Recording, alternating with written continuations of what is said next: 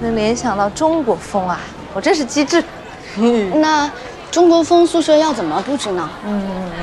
就买些什么笔墨纸砚啊、山水画呀、中国结啊、对联、剪纸，反正有中国元素的往上一整，我觉得差不多了。那为了节省时间，我们分头去买嘛。我去买一些白纱帘，把我们的文章统一风格。哎，正好，我要陪方伟去买学习资料，我就帮你们把笔墨纸砚什么的都准备好了。那我干嘛呀？你要不去超市看看有没有什么中国风的东西，可以配合我们元素的。哦，好。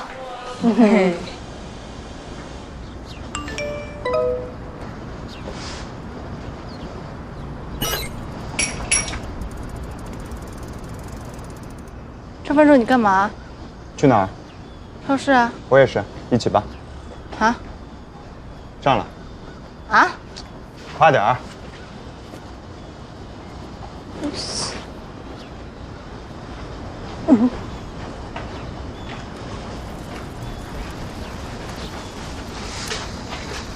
你是来找我的吗？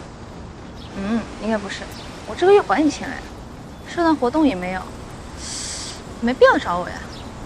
那楠楠还真的小哈，我们怎么老遇上你？我就是来找你的。哎，找我干嘛？打开我的包。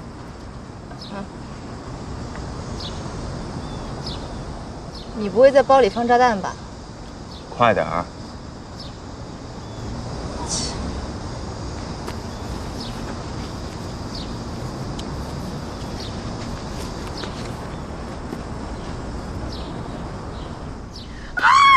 100是海浪的薪水，这么快就反应出来了？你怎么会有啊？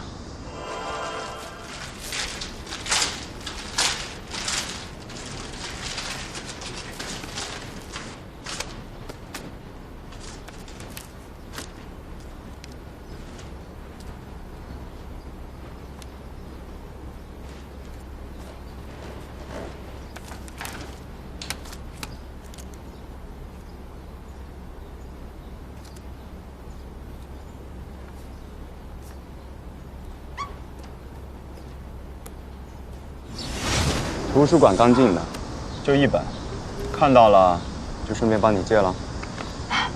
没想到你长了一张这么不乐于助人的脸，其实是个热心肠啊。谢谢你啊，走吧。说真的，你虽然不爱说话，但是你很靠谱，不像蔡雅思那个垃圾，一天到晚只知道给我闯祸。刘神啊，快点。